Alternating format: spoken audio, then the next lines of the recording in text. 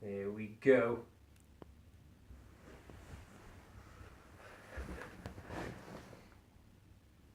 Is that light supposed to be on?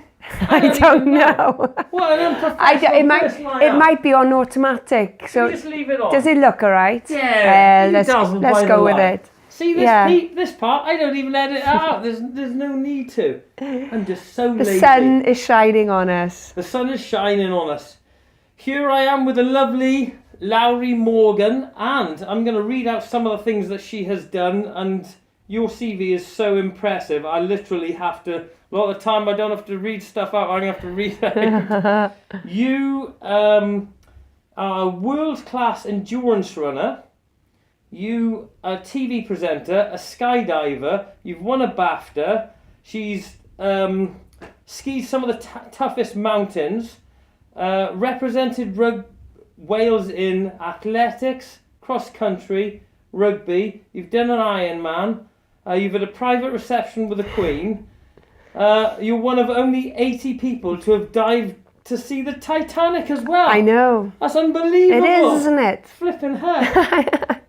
Good God. I'm quite lucky, fortunate. So, you know, when what we're going to talk about is some of your story and some of the tips on success and achievement.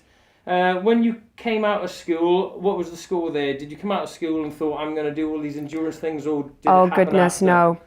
I remember when I was in school, I was about 14 years old, and we were all streamed into different classes, and I was put down in the bottom class in everything. And I remember coming back home and in tears because I'd been separated from my friends, and I thought I was a bit cleverer than what I actually was, I suppose.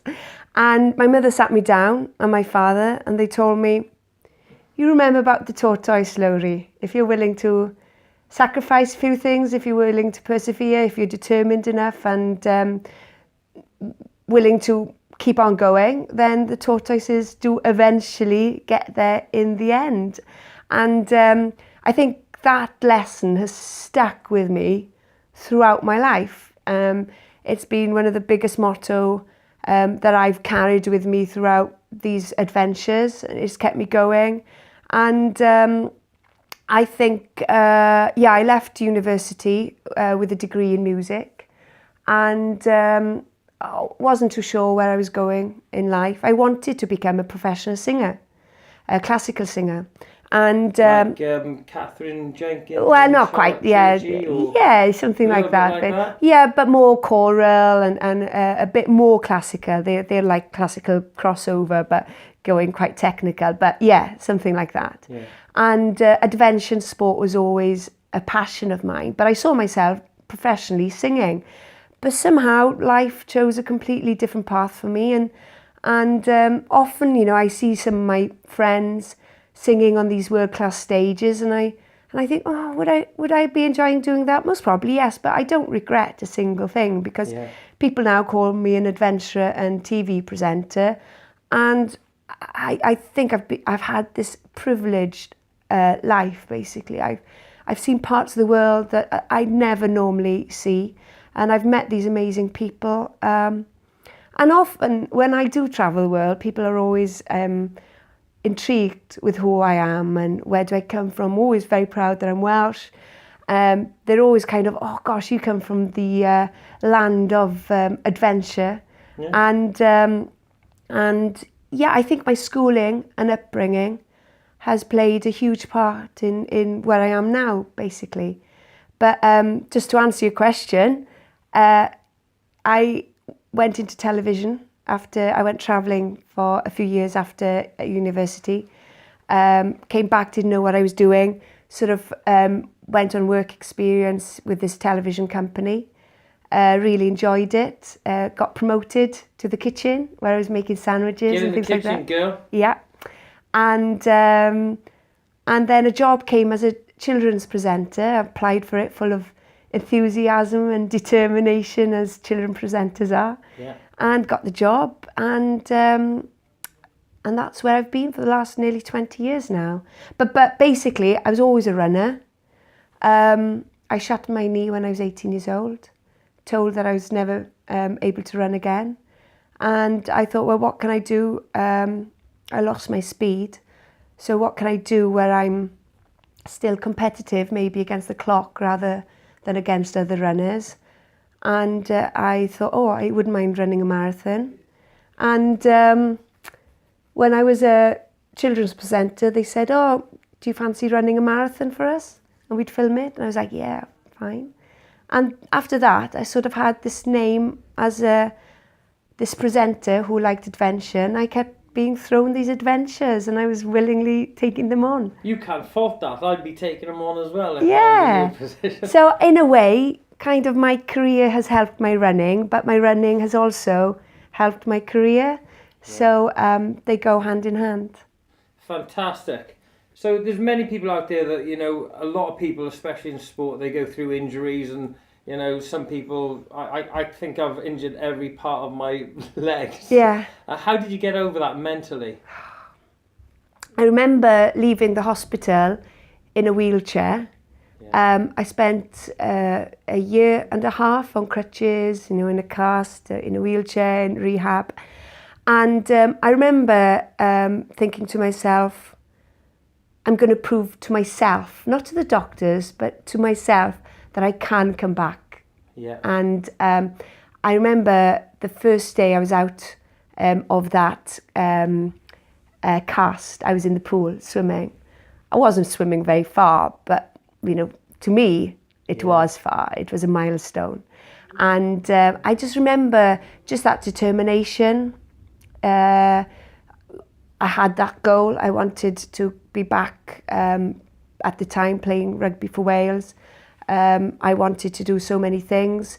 And I just started really slowly with the crutches. I was doing dips on the crutches, strengthening myself and running. And just slowly and surely my fitness came back and I just had these goals and I kept kind of reaching these goals. And the marathon was the first big goal that I achieved in 95. So I shattered my knee in 92 and I was running a marathon in 95. Fantastic. Yeah. What would you say were the biggest keys to success? If I said, give me 3 big keys to achieving your goals. Well, I can only talk about my challenges and how I've overcome those challenges. And I think I feel very strongly that it's mind over matter. And I just can tell you examples of when I was in the Amazon. I think I was something like 120 miles into the race. And how long was the race altogether? The race was 160 miles. Yeah. So I was coming towards the end. And I'd lost all my toenails. I was really struggling in the heat. And the humidity was 90%, so I was struggling there. And I was tired, lack of sleep and everything. And I remember the cameras were following me. And I remember every time I saw the camera, I was just moaning, saying, I hate this, what am I doing? My toenails are in absolute bits and I can't do it. And I was in the heart of the Amazon now, no cameras. And I was getting lost. I basically stepped on a hornet's nest and I'd been stung, I reckon about 40 times, something like that, when I was counting the bites, and they were stuck between myself and the rucksack. And as the producer of the series, I thought, right, we've got enough footage to make a good program, even if I give up. Yeah. But I thought, well, I have to make it out to the jungle to make it to the next checkpoint. And I was too afraid to sit down because I was afraid of a snake hiding somewhere and biting me on my backside. I'm not a big fan of snakes. No, I don't like them. So, and my tongue was swelling and I was thinking, is my tongue swelling because mentally I'm tired, or is it really swelling? I was asking these questions. Is my mind giving up, or is my body really giving up? Which one is which? And I thought, right, all of a sudden, I remembered I was giving up. And I remember the last thing my mother told me before leaving Gowerton for the Amazon. She told me this quotation of glory is not by never falling, but in the way we rise when we do fall. Yeah.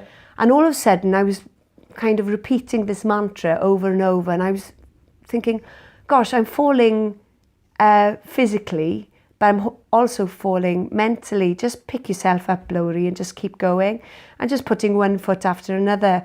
And it made sense, really, because by putting one foot in front of another, it meant me being 1 foot closer to the finishing line. Yeah. So I did that very slowly, and all of a sudden I felt this strength from deep within the soul come into play, and I just felt this smile come on my face, and I was feeling strong. And I remember knocking my feet on the floor, thinking the pains disappeared. It was the same out in the Arctic. It was definitely a third was physical, a third was mental, and third was down to your physical or your personal administration. Yeah. And I think to have success, I think you have to prepare. Yeah. You have to have mental strength, but so you have to. Prepare is one of them. Yeah. Mental strength. Strength is definitely the second, and the third is just not to give up. Yeah. I think with the Arctic, I wasn't the strongest, nor the fastest, nor the most experienced. You know, I had these top ex-elite soldiers, these world record holders, professional athletes up against me, and I was the only one to finish. And you were the only one to finish. Yeah, this? yeah. And Of how many? 15. Bring it in, you girl. Yeah, only 6 have ever finished it in the world. 6 have ever finished it. That is amazing. Yeah, but you don't think of it like that. It wasn't a competitive race for me. It was just purely a personal challenge. I just wanted to test myself against myself to see how far I could go. And I knew, like I said, I wasn't going to be the strongest, fastest, just wanted to be the best prepared. Yeah. And I think I was. Well, you were, because you got through it. Yeah. That's fantastic, because we talk about Nigel Thomas, our ex-Special Forces friend, and a very and good friend of mine. He's fantastic, you know, and what he's achieved. And he's so humble. You know, he now runs a Blue Mountain group. Yeah. And are you going to be working on a book or something like that with Nigel? Yeah, we're working on a book. We're really good friends. We've spent hours training together up in the Brecon Beacons. He's also been part of the support team during my 100-mile races and my expeditions. And we're really good friends. So, you know, it was only natural for us to say, why don't we sit down? Because we have the same attitude. Yeah. It's mind over matter. It's mental strength. Yeah. You know, the body gives up, but the mind takes over. And it's all about, I go around talking to pupils in schools, and I tell them, you know, that kind of, in the car you've got that petrol gauge, and when you get down to the red bit it says it's empty, but it's always got about 30 miles left in the tank, hasn't it? Just remember about that 30 miles. You've still got, it's the same with us, we've got that kind of, when we get to the empty red light, we've always got, there's always more. There's always another step, isn't it? All the time. Yeah.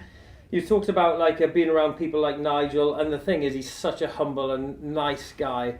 How important, and you're on the same wavelength. How important is it to associate with the right people? Oh, very, very important. That's a good question, because sometimes the people who don't motivate you, who put you down, are the ones who actually motivate you. They do. Who are the ones We'd just like to take a quick moment to say a massive thank you to all of the people that hate us, that stab us in the back. Yeah, because you walk off and you kind of have a smile on your face, go, thanks a lot for that. I'm going to do the opposite to what you think I can do, so I'm going to achieve. But it's also very important to be with the people like your Nigels, with me, my family, who just keep saying, you know, don't give up until you've crossed that finish line. You know, just keep going. It doesn't matter how you do it, just do it. how would you say now, because you're an inspiration to men and women all over the world, and how would you say there's somebody, for example, that's like they got the 9-to-5 job and they're sort of looking out the window one day and thinking, God, I just love to just get off this couch and I'd love to do some kind of adventure. How do they do it? It is tough, you know, because if you want a big adventure, an expedition, you need the money, you need the sponsorship, and as I'm sure you know and all adventurers know, you need that backing. But adventure is only a state of mind. You can have an adventure going out for a walk around your local park. That's what I try to tell people. You know, you don't need these big expeditions to go on an adventure. So just go out and do it. Yeah. You know, I'm. People tell me, "Oh, Lowri, I'm not like you. You know, you go out running for hours." You know, when I'm training, I do about 150 miles a week, and you know, I go out running for 10 hours. Not very fast. You know, for me, it's about time and the feet. Yeah. It's not about speed. And you know, I enjoy sitting on the sofa when it's raining and it's dark and you don't want to do it. Sure. But you've just got to do it, you know. And you've got to think about that goal. You've got to think, you know, what is your goal? Challenges drive us all. Yeah. Be it raising a family, having a faster car, bigger house, a better job, A-level, GCSE, vocational qualification. Or I think challenges for people like yourself and for myself is about pushing boundaries, about seeing how far you can do it. You don't do it for the glory. With the Artic, I crossed that finish line. I think there were about 10 people seeing me cross the finish line. If that, you don't do it for that. You just do it for yourself. It is, and one of the most influential sort of interviews I've ever seen in my life was Anthony Hopkins. Yeah. That's my ultimate interview to get to. If I can it'll like come full circle if I can interview him.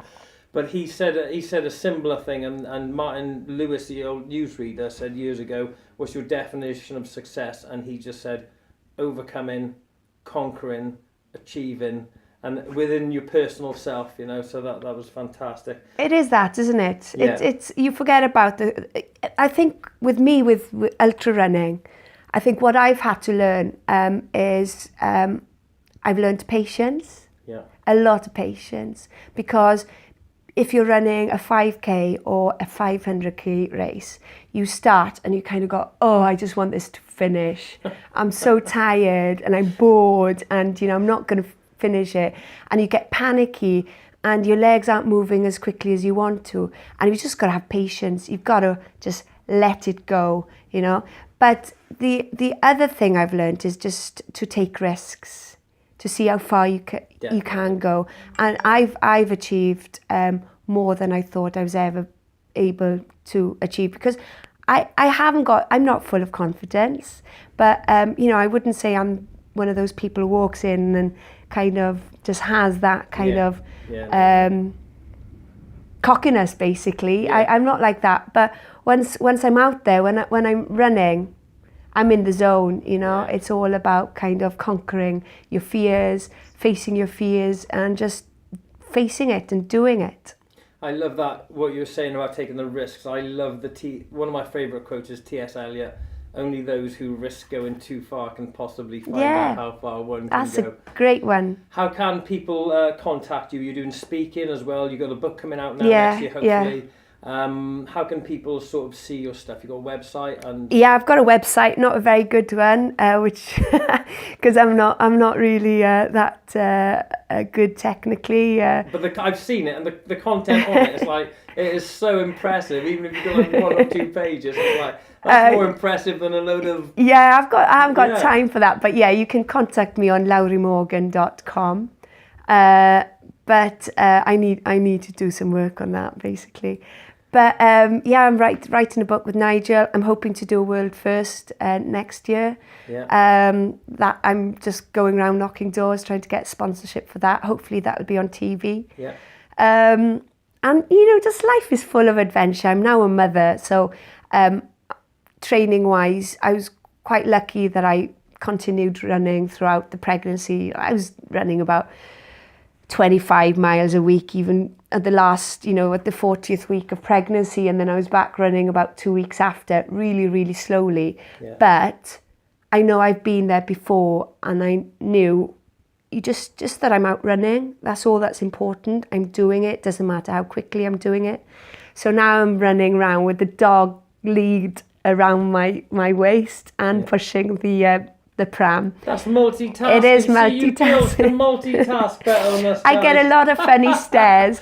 People they don't know whether to applaud or to kind of go. Have you got your Bluetooth? I've got my phone call at the same time. I do that as well. Sometimes I take my meetings when I'm doing that, which is quite funny. But people know me well now, and they're like, "Oh yeah, You just let it go. Just let it do your own thing. Yeah.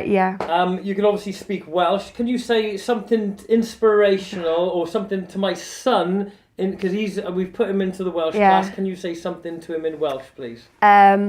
Y peth pwysica dwi erioed wedi dysgu yw paid byth roi lan a chofio I roi un trod ar ôl y llall. Thank you very much. I shall find out what that means later. But Lowri Morgan, it has been an absolute honour. Oh, thanks, Mark. Pleasure. It's been wonderful. Thanks very much. Yeah, and you're an inspiration yourself. Oh, well, I just do a little bit here and there. Yeah, so, a little bit. We got a load of more interviews coming up as well. So, who's the next interviews coming up? We just done Justine Gosling, who's an amazing adventurer. There's Sean Conway. We've got some of the SAS, SBS lads coming up as well. And Levison Wood, I was talking to him earlier on, so who's done a 4,000 mile Nile trek, but yeah, it's just trying to, I'm inspired by you guys, and it just rubs off. Yeah, it does. We just rub off between each other.